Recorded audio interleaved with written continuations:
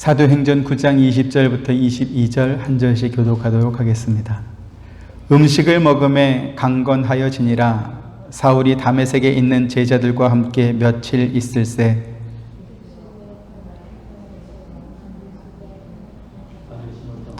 듣는 사람이 다 놀라 말하되 이 사람이 예루살렘에서 이 이름을 부르는 사람을 멸하려던 자가 아니냐. 여기 온 것도 그들을 결박하여 대제사장들에게 끌어가고자 함이 아니냐 하더라.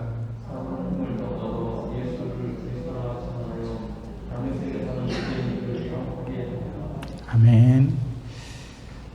오늘 본문은 다메섹에 있는 예수 믿는 사람을 멸하기 위해 찾아왔던 사울이 정작 다메섹에 도착해서는 예수가 하나님의 아들이심을 전파하고 다닌 이 사건으로 인해서 다메섹에 사는 유대인들을 당혹하게 만들었다라고 하는 내용을 소개하고 있습니다.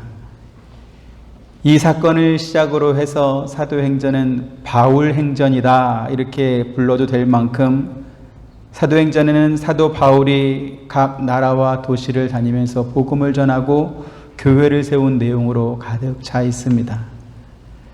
그렇다 보니까 사도행전을 읽으면서 또는 이어가는 설교를 들으면서 이러한 도전을 받고는 합니다. 우리도 바울처럼 되자, 또는 모세와 엘리야처럼 능력 있는 하나님의 종이 되어서 하나님 나라에 뭔가 보탬이 되는 그러한 사람이 되어야 되지 않겠느냐 하는 그러한 말을 듣게 되는 것입니다. 물론 결과론적으로 볼 때 바울이 초대교회와 이방 전도에 있어서 큰 영향력을 끼쳤다라고 하는 것은 부인할 수 없는 사실입니다. 하지만 성경이 이와 같은 내용을 기록한 것은 바울처럼 가문도 좋고 학벌도 좋고 능력 있는 사람은 가던 길을 반대로 돌이켜서도 뭔가 큰 일을 만들어내더라, 특별하더라, 이러한 것을 말하기 위해서 쓴 것이 아닙니다. 자주 드리는 말씀이지만 우리 하나님은 인간이 가진 능력에 손을 벌릴 만큼 그렇게 연약하신 분이 아닙니다. 또한 하나님께서는 자기가 이루고자 하는 뭔가 목적을 위해서 사람을 구원하신 그러한 분도 아닙니다. 그러면 예수를 핍박하던 사울과 같은 사람이 그 가던 길을 돌이켜서 예수 복음을 전했을 뿐만 아니라 초대교회에서 가장 영향력이 있는 복음 전도자가 된 것은 어떻게 우리가 설명해야 할까요? 무엇을 의미하는 것일까요? 이것은 타락해서 멸망에 빠졌던 인간이 예수 그리스도를 통해서 인간을 창조하신 하나님의 원래 형상대로 돌아왔을 때 어떻게 변화되는지를 보여주는 그러한 일인 것입니다. 빌립보서 3장 7절부터 9절 말씀 한번 보시죠. 그러나 무엇이든지 내게 유익하던 것을 내가 그리스도를 위하여 다 해로 여길 뿐더러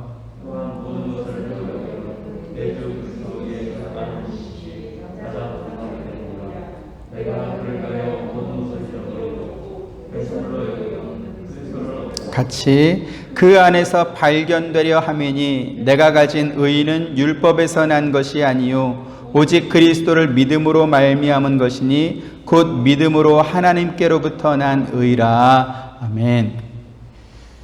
바울이 그리스도를 알기 전에 유익하게 여겼던 것들이 있었습니다. 그것이 무엇입니까? 히브리인이면서도 로마 시민권을 가진 사람이었고 학문적인 성취는 물론이요 대제사장과 독대해서 예수 믿는 유대인들을 이렇게 체포해 오겠다는 체포영장을 받아올 수 있을 만큼 그렇게 인정받던 사람이었다라는 것이죠. 그런데 그리스도를 얻고 나니 주를 아는 지식이 가장 탁월하구나라는 것을 그가 알았다라는 것입니다. 그것이 얼마나 좋고 얼마나 유익했던지 예전에 자기가 자랑으로 여겼고 유익하게 여겼던 모든 것들은 배설물처럼 여겨지더라라는 것입니다. 9절에 그 안에서 발견되려 함이니 이렇게 고백하고 있습니다. 지금 이 말씀의 뜻은 자기가 그리스도와 연합되어 있다라는 사실을 사람들이 알게 되길 원한다. 사람들에게 발견되길 원한다. 이러한 의미입니다. 예전에 그가 사울이었던 시절에는 사람들이 사울에 대해서 왕손인 베냐민의 자손이고 후손이고 또 율법으로는 흠이 없는 바리새인이고 그리고 교회를 앞장서서 박해하던 그러한 사람으로 봐주길 원했습니다. 그가 사울이던 시절에는 그것이 그의 존재 이유였고 그것이 그의 자랑이었다라는 것이죠. 그런데 예수 그리스도를 얻고 난 이후에 바울의 고백은 무엇입니까? 자기가 그리스도와 연합된 사람인 것을 사람들이 알길 원한다. 사람들에게 발견되길 원한다. 이런 것입니다. 그러면 바울이 그리스도와 연합되었다. 그리스도와 하나가 되었다라는 것을 사람들이 알면 그러면 바울에게 유익되는 면이 있었을까요? 고린도서 11장에서는 이렇게 말합니다. 23절부터 27절 그들이 그리스도의 일꾼이냐 정신없는 말을 하거니와 나는 더욱 그러하도다. 내가 수고를 넘치도록 하고 옥에 갇히기도 더 많이 하고 매도 수없이 맞고 여러 번 죽을 뻔하였으니 3번 태장으로 맞고 1번 돌로 맞고 3번 파선하고 일주야를 깊은 바다에서 지냈으며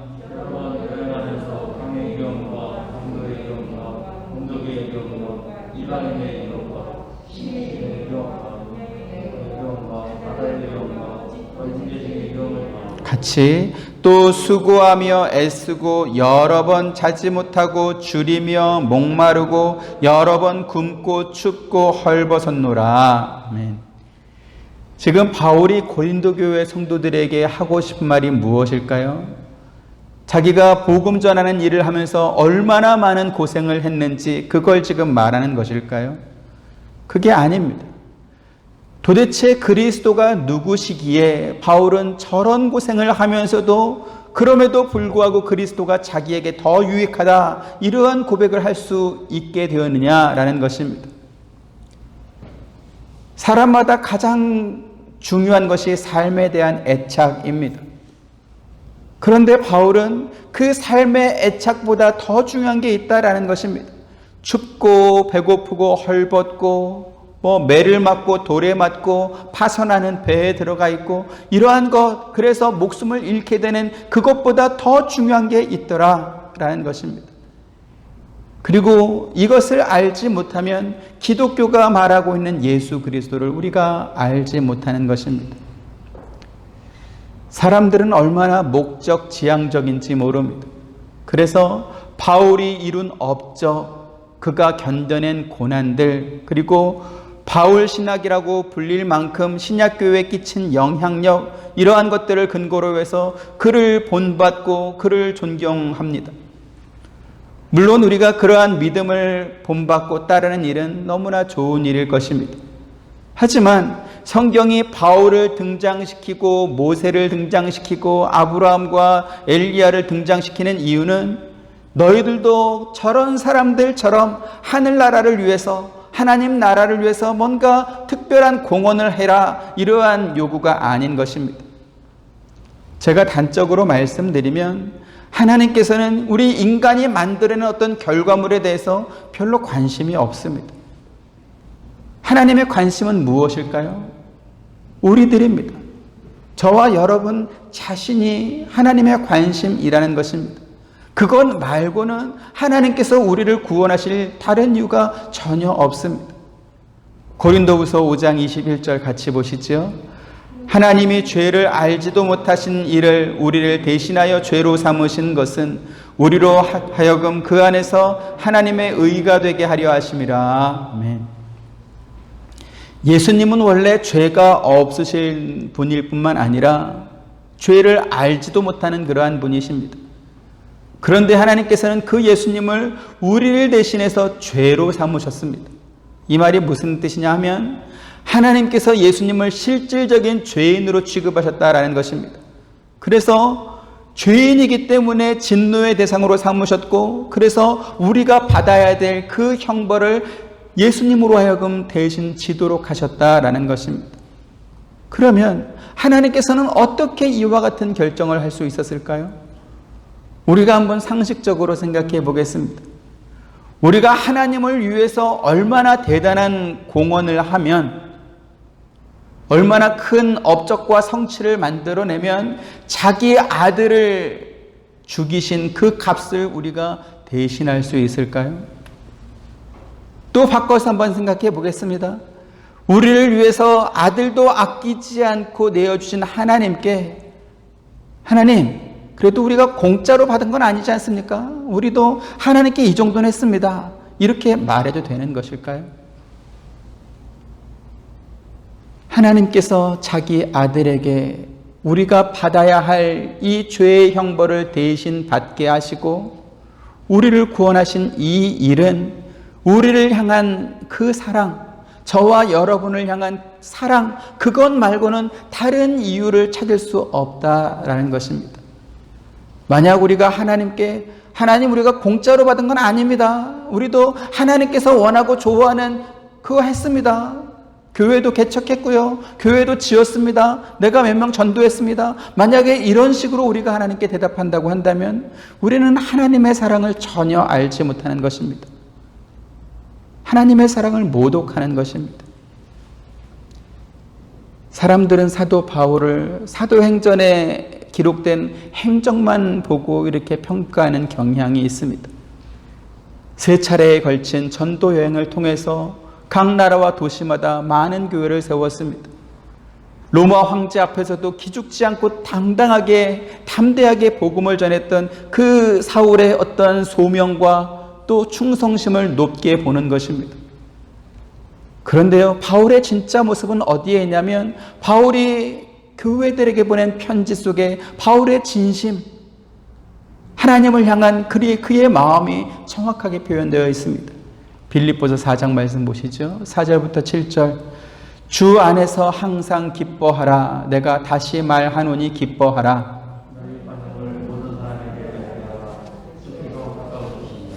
아무것도 염려하지 말고 다만 모든 일에 기도와 간구로 너희 구할 것을 감사함으로 하나님께 아뢰라.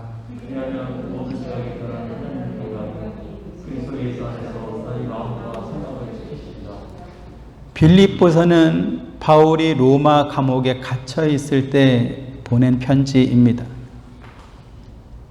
오늘날은 각 나라마다 법 체계가 잘 갖추어져 있어서 누군가 죄를 범했을 때 법정에서 죄에 대한 형량과 구속 기간이 선고가 되면 그 기간만 견디고 나면 날짜가 되면 이렇게 석방될 수 있었습니다. 하지만 당시의 사회는 그런 것이 없었습니다. 얼마나 감옥에 오래 갇혀 있게 될지, 혹은 그 도시를 통치하는 왕이나 집정관의 마음이 변해서 죽임을 당하게 될지 전혀 예측할 수 없었던 그러한 시기였다라는 것입니다. 가장 대표적인 사람이 세례 요한입니다. 세례 요한은 헤롯 왕이 자기 동생 빌립의 아내를 이렇게 빼앗아 취한 그것이 잘못됐다 이렇게 지적한 것 때문에 감옥에 갇히게 됩니다. 헤롯의 생일날 자기 동생 빌립의 딸이 이렇게 밖에 연회장에 와가지고 춤을 춥니다. 그래서 헤롯도 좋아하고 그 연회에 참석했던 이 신하들과 귀족들이 좋아하는 그러한 아주 분위기가 좋아졌죠. 그러다 보니까 헤롯이 그 딸에게 네가 원하는 게 뭐냐? 내가 네 소원을 다 들어주마. 나라의 절반이라도 내가 달라고 그러면 내가 너한테 주겠다. 이러한 약속을 합니다. 그 딸이 엄마한테 와서 이 헤롯이 한 말을 전해주죠. 그랬더니 빌립의 아내였던 헤로디아가 딸에게 너 가서 이렇게 소원을 빌어라. 그게 뭐였습니까? 세례 요한의 목을 쟁반에 담아가지고 나한테 달라라는 그러한 소원을 말하라는 것입니다. 무슨 엄마가 딸한테 그런 소원을 말하라고 이렇게 말하겠습니까? 근데 헤롯은 잔치 자리에서 신하들 앞에서 자기가 한 말이 있기 때문에 그 약속을 지키기 위해서 세례 요한을 죽였다라는 것입니다. 이처럼 당시 사회에서 감옥에 갇혀 있다라는 것은 매우 불안전하고 불안한 그러한 상황임을 우리가 알 수 있는 것입니다.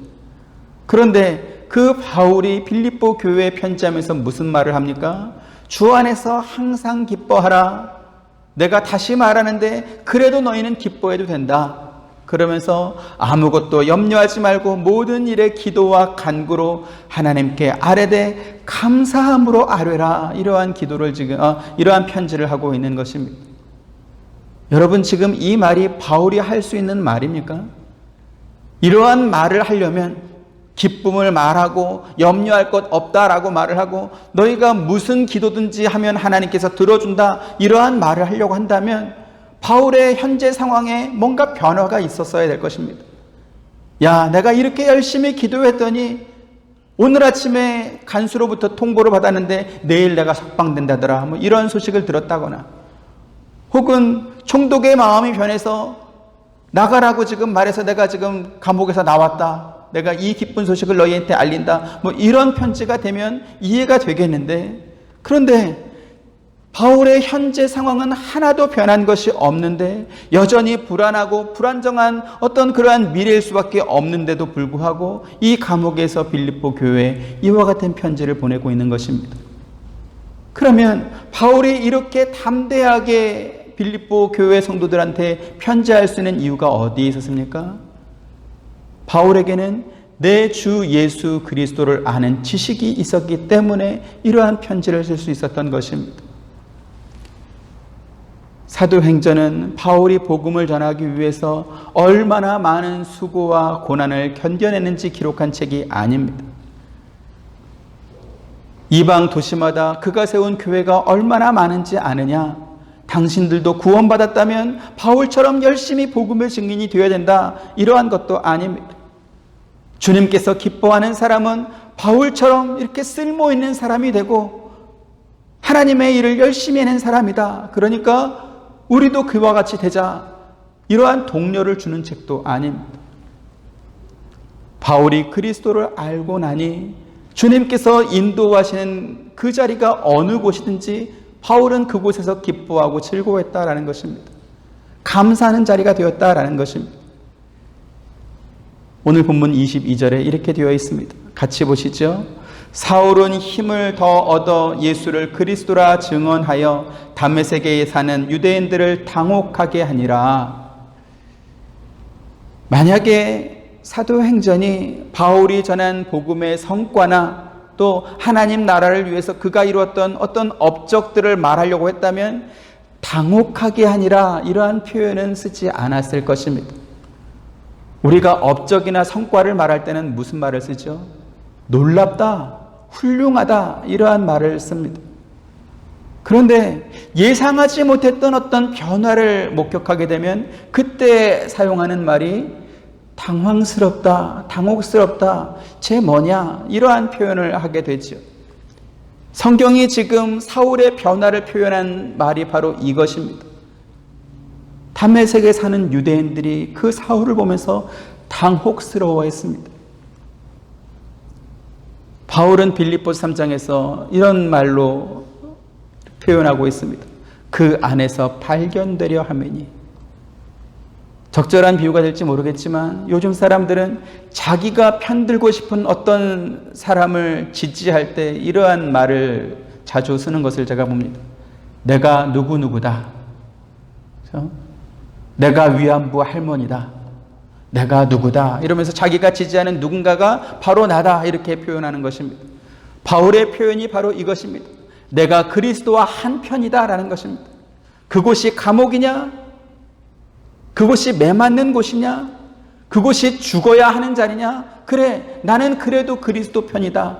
나는 그리스도 편이기 때문에 기쁘다. 지금 그 말입니다. 그런데 이와 같은 신앙을 바울 혼자만 가진 것이 아니었습니다. 그리스도를 아는 사람, 하나님의 사랑을 깨달은 사람은 모두 이와 같은 신앙을 가졌다라는 것입니다.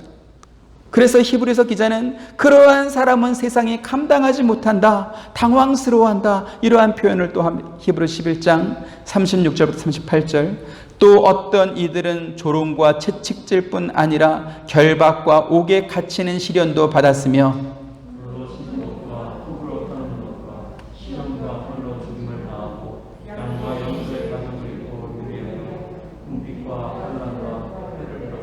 같이 이런 사람은 세상이 감당하지 못하느니라. 그들이 광야와 산과 동굴과 토굴에 유리하였느니라. 아멘.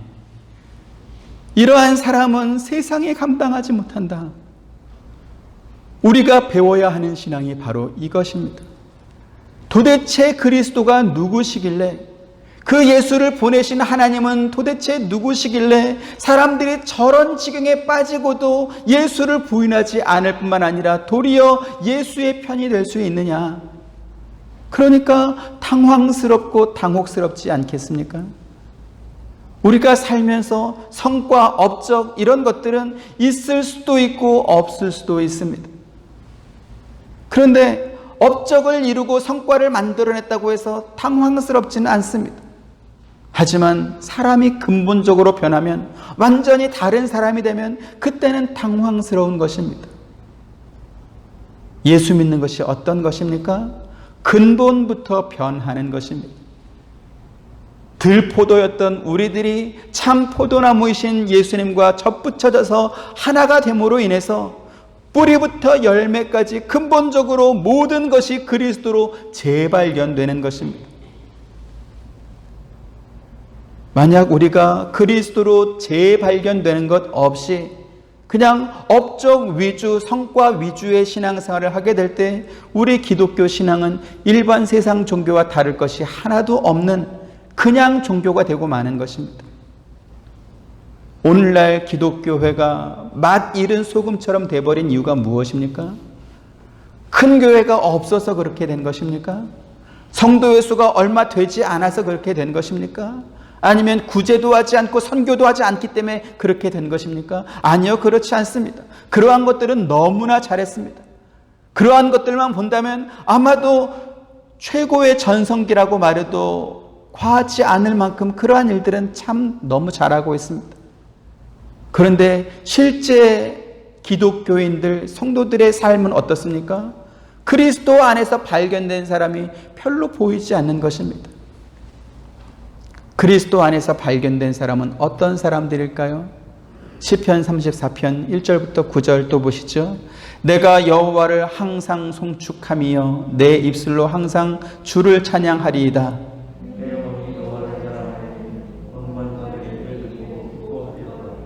나와 함께 여호와를 광대하시다 하며 함께 그의 이름을 높이세.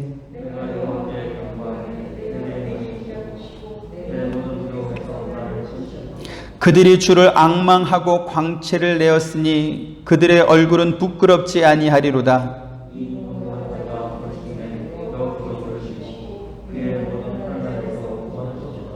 여호와의 천사가 주를 경외하는 자를 둘러 진치고 그들을 건지시는도다.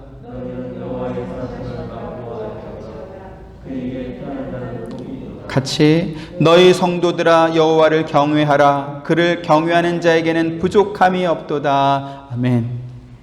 지금 이 시는 다윗의 시입니다. 시편에는 다윗이 지은 시가 워낙 많아서 다윗이 하나님을 찬양하고 그분의 이름을 높이는 것은 너무나 당연하게 그렇게 느껴집니다. 그런데요, 여러분들이 성경을 펴서 시편 34편을 찾아보시면 맨 위에 다윗이 이 시를 쓰게 된 배경, 그 이유에 대한 설명이 나옵니다. 뭐라고 되어 있냐면 다윗이 아비멜렉 앞에서 미친 채 하다가 쫓겨나서 지은 시, 이렇게 되어 있습니다. 다윗이 블레셋의 장수 골리앗을 죽이고 아주 큰 승리를 이루었습니다. 그러자 이스라엘 백성들이 노래를 만들어서 길거리에서 부르기 시작하는 것입니다. 사울이 죽인 자는 천천히요, 다윗이 죽인 자는 만만이로다. 이러한 노래를 부르는 것입니다. 사울이 그 사실을 알았습니다. 그리고 위기감을 느끼는 것입니다. 언젠가 이 다윗이 나를 죽이고 내 왕권을 빼앗아가겠다, 이러한 생각이 든 것입니다. 그래서 사울이 어떻게 합니까? 다윗을 죽이기 위해서 직접 창을 던지기도 하고 군사들을 불어서 추격하기도 하고 그렇게 하는 것입니다.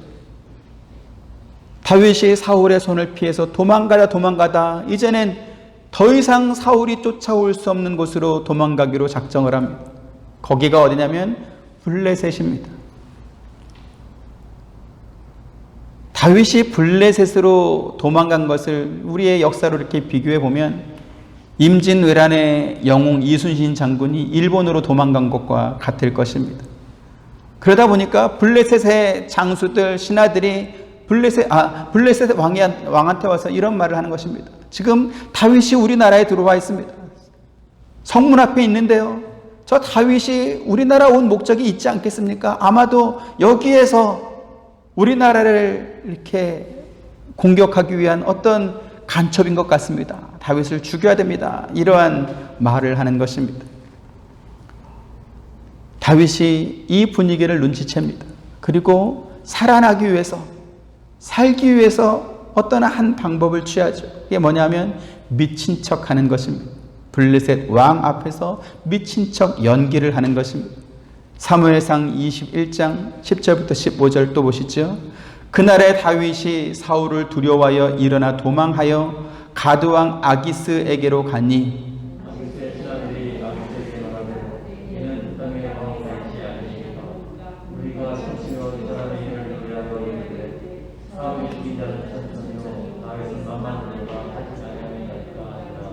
다윗이 이 말을 그의 마음에 두고 가드왕 아기스를 심히 두려워하여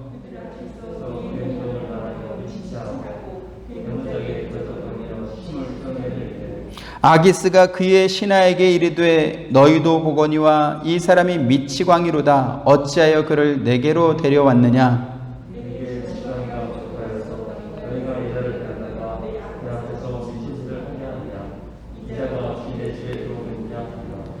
네, 여기 지금 아기스라고 되어 있습니다. 시편 34편에서는 아비멜렉이라고 했는데 여기는 아기스라고 했습니다. 왜 이름이 다를까요? 그것은 이집트의 왕을 그냥 통틀어서 바로 이렇게 말했던 것과 같은 이치입니다. 또 예수님 시대 왕들의 이름이 다 헤롯인 것과 똑같습니다. 그래서 실제 이름은 아비멜렉, 여기서 볼 때는 그냥 블레셋 가드왕 아기스 이렇게 표현되지만 같은 사람입니다. 지금 다윗이 블레셋 왕 앞에서 침을 질질 흘리면서 문짝에다가 알지 못하는 글씨를 막 쓰면서 미친 척 연기한 것이, 그것이 여호와의 광대하신 힘으로 벗어난 것입니까? 공고한 다윗이 부르짖으니 여호와께서 들으시고 환난에서 구원하신 그러한 것입니까? 다윗이 얼마나 다급했고 빠져나갈 길이 없었으면 이렇게 미친 척 연기를 했어야 했을까요? 또 그 다윗의 연기가 얼마나 실감났으면 그 왕이 다윗을 보면서 왜 이 미친 자를 나한테 데리고 왔느냐 이러면서 신하들에게 타박을 했을까요? 그런데 다윗이 그 자리에서 벗어난 뒤에 하는 말이 무엇입니까? 여호와의 천사가 주를 경유하는 자를 건져내었다, 이렇게 지금 말하고 있는 것입니다. 그러면서 하는 말이 무엇입니까? 너희는 여호와의 선하심을 맛보아 알지어다, 이렇게 말하고 있습니다. 이 표현이 재미있습니다. 히브리어에는 미쳤다라는 말을 맛이 변했다, 이러한 뜻으로 또 사용이 됩니다. 그러고 보면 우리나라 말하고 히브리어하고 좀 비슷한 면이 있습니다. 그렇죠? 우리나라도 정신이 온전하지 못한 사람을 맛이 갔네, 이런 표현 하지 않습니까? 히브리어도 똑같이 미친 것을 가리켜서 맛이 변했다, 이렇게 말하는 것입니다. 너희는 여호와의 선하심을 맛보아 알지어다. 무슨 말입니까? 여호와 하나님은 그 맛이 변하지 않는다라는 것입니다. 벌어진 상황만 놓고 보면 다윗이 블레셋 왕 앞에서 미친 척 연기를 하면서 자기 목숨을 구걸한 것처럼 그렇게 보일 수 있을 것입니다. 하지만 그러한 상황을 견디면서도 다윗이 고백한 것이 무엇입니까? 그의 신앙이 무엇이었습니까? 여호와는 선하시다라는 것입니다. 여호와께 간구하면 그가 응답하시고 모든 두려움에서 건져내신다 고백합니다. 그러면서 그것은 맛만 봐도 알 수 있는 그러한 일이다, 지금 그와 같은 고백을 하는 것이죠. 바울의 고백도 다윗이 한 고백과 다르지 않습니다. 그가 인간이 당할 수 있는 모든 환난과 핍박을 당하고 춥고 헐벗고 굶주린 또 위험한 상황을 당하면서도 바울이 한 고백은 무엇입니까? 나는 그리스도 안에서 발견되길 원한다. 내가 그리스도와 한편인 것이 사람들에게 드러나지길 원한다. 이러한 고백을 하는 것입니다. 제가 여러분께 질문을 드리겠습니다. 두 가지 상황이 있습니다. 하나는 여러분들이 어떠한 업적을 만들고 성과를 이루어야 하는 어떤 부담감을 가지고 살아야 되는 것, 첫 번째. 두 번째로는 죽을 만큼 매를 맞고 감옥에 갇히고 춥고 헐벗고 배고픈 그러한 가난을 견뎌야 되는 것. 이 둘 중에 하나를 여러분이 선택해야 된다면 여러분 어떤 것을 선택하시겠습니까? 전자입니까? 후자입니까? 전자죠. 그렇죠? 성과 만들어내고 업적을 만들어야 되는 그 부담을 갖는 거는 나한테 실질적인 피해가 오는 것은 사실 아닙니다. 근데 매를 맞고 감옥에 갇히고 죽을 고비를 몇 번을 넘겨야 되고 그러면서도 춥고 배고프고 헐벗고 배신당하고 위험에 처하고 이거는 이렇게 선택하기가 어렵지 않습니까? 바울이 3차례에 걸친 전도 여행을 통해서 그가 방문했던 도시마다 교회를 세울 수 있었던 원동력이 어디에 있었을까요? 그것은 그가 어떤 상황에 처해 있든지 주님께서 자기와 함께 하신다는 하나됨에 대한 믿음이 있었기 때문에 그가 비록 환난을 당하고 핍박을 당하고 돌에 맞고 채찍에 맞고 태장으로 맞고 감옥에 갇히고 파산하는 배에 들어가고 강도의 위협을 당하고 어쩌고 저쩌고 그러한 고난의 상황을 견뎌낼 수 있었던 것입니다. 말하자면 바울이 이루었던 모든 복음의 성과들은 바로 그와 같은 바울의 신앙의 기초 위에 그 위에서 만들어진 것이다 라는 것입니다. 사도행전 강해를 하면서 그가 바울이었든 베드로나 요한이든 빌립이나 스데반 같은 사람이든지 간에 그들이 자기가 계획하고 의도해서 복음 사역을 한 것은 아니었다. 이렇게 제가 말씀을 드렸습니다. 그분들은 성령의 인도하심을 따라 또는 머물던 장소를 떠날 수밖에 없는 그러한 상황이 발생이 되고 그래서 옮겨진 그곳에서 그리스도 안에서 발견된 그것이 복음 사역으로 나타난 것입니다. 오늘 본문식으로 말씀을 드리면 그들은 자기가 가게 된 곳이 어느 곳이었든지 그곳에서 그리스도 안에서 발견된 자기들을 드러낸 것이었다라는 것입니다. 그리고 성령께서는 그렇게 자신을 드러낸 성도들, 그러한 사도들을 통해서 여러 가지 기적을 일으키시고 또 방언이나 혹은 성령 부어심을 통하는 그러한 방법으로 그들의 복음이 확실한 것을 보여주신 것입니다.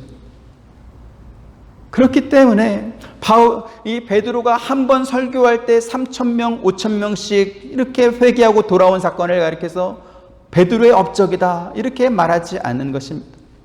또 같은 이유로 신약 교회 안에서 사도 바울이 끼친 영향력이나 혹은 그가 세운 교회들이 대단히 많긴 하지만 그 역시 바울의 업적이다 이렇게 말할 수 없는 것입니다. 그러면 그들이 만든 복음의 실질적인 열매들은 무엇을 말하는 것입니까? 그것은 그들이 그리스도와 연합된 삶을 살고 나니까 그 풍성한 열매가 맺어진 것입니다.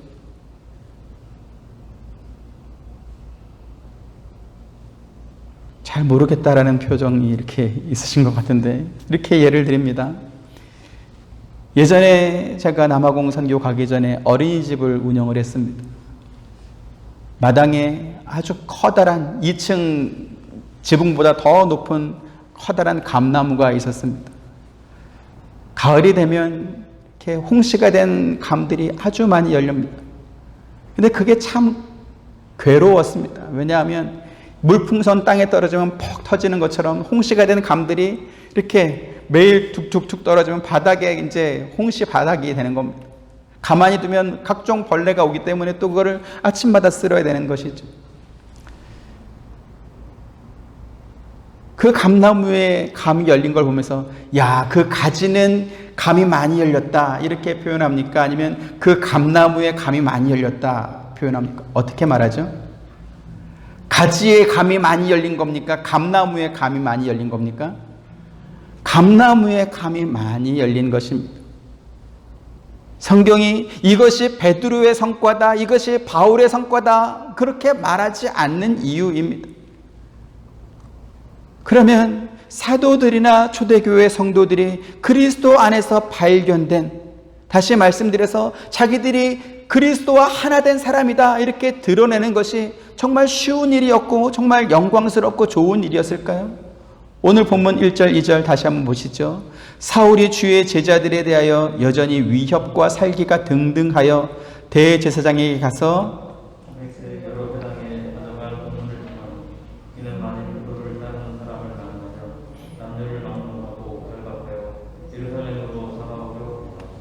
당시 사회는 그리스도 안에서 발견된 사람들이 체포되던 시절이었습니다. 그것 때문에 옥에 갇히게 되고 그것 때문에 매를 맞게 되고 그것 때문에 죽게 될 수도 있었다라는 것입니다. 하지만 그 당시의 성도들은 그런 것들을 두려워하지 않고 자기를 드러내는 것에 이렇게 인색하지 않았습니다. 그래서 히브리서 기자가 하는 말이 무엇입니까? 이러한 사람들은 세상에 감당하지 못하느니라 이렇게 말하는 것입니다. 오늘 본문의 표현으로 보면 다메섹에 사는 유대인들이 당혹해하는, 당황스러워하는 그러한 것이 되는 것입니다. 바로 이것이 우리 신앙이 가야 될 방향인 것입니다. 우리가 이렇게 신앙생활을 해야 되는 것입니다. 장차 우리가 주님 앞에 서게 되었을 때 주님께서 우리에게 기대하는 것은 무엇일까요? 주님께서는 무엇을 가지고 우리를 평가하실까요? 그것은 세상에서 우리가 얼마나 주님과 하나 되어 살았는지, 다시 말씀드려서 그리스도 안에서 발견된 사람으로 살았는지, 그분을 시인하면서 살았는지, 아니면 그분과 이렇게 멀리 거리가 떨어지며 살았는지 그것을 보실 것입니다. 이에 대해서 예수님께서 마태복음에서 이렇게 말합니다. 10장 32절 33절 누구든지 사람 앞에서 나를 시인하면 나도 하늘에 계신 내 아버지 앞에서 그를 시인할 것이요 누구든지 사람 앞에서 나를 시인하면 나도 하늘에 계신 내 아버지 앞에서 그를 시인하리라. 우리는 결과 위주, 성과 위주의 세상에서 살고 있습니다. 그렇다 보니까 신앙생활 하는 것도 성과 위주, 세상이 인정하고 추구하는 성과 위주, 결과 위주로 판단하는 그러한 경향이 있습니다. 그렇다 보니까 정작 변해야 되는 자기 자신은 하나도 변하지 않았으면서 뭔가 외적인 결과물들을 크게 만들어내는 것으로 자기가 믿음이 있는 사람이다 이렇게 증명하려고 하는 것입니다. 그것이 말하자면 성전 건축했다, 전도를 몇 명 했다, 40일 금식 몇 번 했다, 성경 몇 번 읽었다, 나는 방언할 줄 안다, 뭐 이런 식으로 자기의 믿음을 말하는 것입니다. 근데 여러분, 이러한 신앙생활은 우리 교회에만 있는 것입니까? 아니면 다른 종교에도 있습니까? 다른 종교에도 그러한 모습은 얼마든지 있습니다. 불교에 가면 절마다 기와 공양을 하고 연등 공양을 합니다. 기아마다 자기 이름 쓰고 소원 쓰고 그래서 공양하고, 연등 밑에다가 명찰에다가 자기 이름 주소 쓰고 무슨 소원 말하고 그래서 이렇게 대웅전 밝히는 어떤 연등으로 쓰고 그렇게 합니다. 그분들은 동계와 하계 3개월씩 이렇게 외부와 단절한 채 이렇게 기도하고 수양하는 그러한 동안거 하안거도 합니다. 우리는 성경을 읽는 것으로 야, 그 사람 몇 번 성경 읽었대 대단하다 이렇게 말하죠. 불교 다닌 사람은 경전을 아예 통째로 다 외워버립니다. 따라갈 수 있습니까? 우리 기독교가 기도의 종교라고 말을 하지만 기도의 양이나 정성으로 따지면 그 사람들 따라가기가 쉽지 않습니다. 자, 그러면 그들이 그렇게 열심히 종교 생활했으니, 그들의 믿음 생활을 열심히 했으니 불교의 믿음이 참 믿음이 될 수 있습니까? 그럴 수는 없는 것입니다. 다시 말씀드리지만 하나님께서는 그런 거에 그렇게 크게 관심 없습니다. 하나님께서 우리에게 원하시는 것은 무엇입니까? 우리가 그리스도와 연합되는 것입니다. 하나 되는 것입니다. 그래서 빌립보서 1장 20절 21절 나의 간절한 기대와 소망을 따라 아무 일에든지 부끄러워하지 아니하고 지금도 전과 같이 온전히 담대하여 살든지 죽든지 내 몸에서 그리스도가 존귀하게 되게 하려 하나니, 네, 하나님께서는 우리를 통해서 그리스도가 드러나고 우리가 살든지 죽든지 우리가 그리스도의 편이다 라는 것이 발견되는 그러한 삶을 살기를 원하신다라는 것입니다. 여러분들의 삶을 돌아보시고 여러분의 실생활을 돌아보시길 바랍니다. 여러분이 가는 곳이 어디든지 그곳에서 여러분들이 그리스도의 사람인 것을 여러분 드러내고 살고 계십니까? 만약 여러분이 바울처럼 이렇게 예수님을 늦게 믿으신 분이시다라고 한다면 여러분들이 그리스도인이 된 것 때문에 여러분 주변의 사람들이 당혹스러워하는 것, 그것이 신앙생활 잘하는 것입니다. 나무가 바뀌었기 때문에 열매가 바뀌는 것은 당연하지 않겠습니까?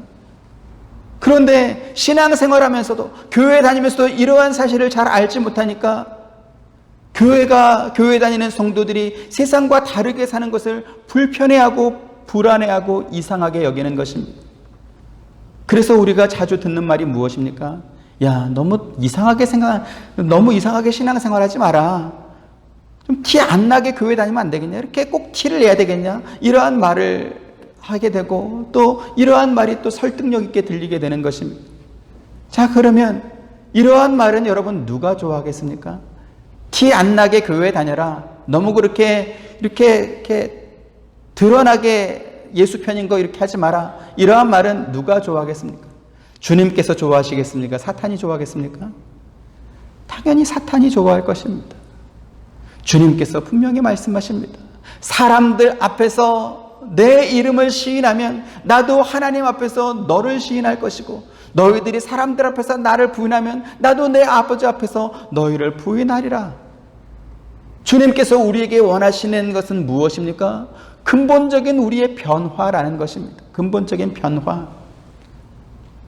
절에다가 기와 공양하고 연등 공양하는 것처럼 뭔가 교회에다가 이렇게 갖다 낸 것, 자기가 조금 열심 낸 것, 그것을 가지고 이렇게 신앙이 있는 채 하지 마시기 바랍니다. 천지를 창조하신 하나님께서 그런 게 아쉬워서 예수님을 우리에게 보낸 것이 아니다라는 것입니다. 예수님께서 흘리신 그 보배로운 피를 한낱 세상의 것으로 이렇게 가름하려고 하는 이러한 것은 그리스도의 십자가 죽음을 모독하는 것입니다. 저와 여러분, 우리 하와이 서부 장로교회가 그리스도 안에서 발견된 존재로 살아갈 수 있게 되기를 주님의 이름으로 축원드립니다. 우리가 어디를 가든지 누구를 만나든지 무엇을 하든지 나는 그리스도의 편이다라는 것을 당당히 드러낼 수 있게 되기를 원합니다. 그래서 세상이 우리를 보면서 당황해하고 당혹스러워했으면 좋겠습니다.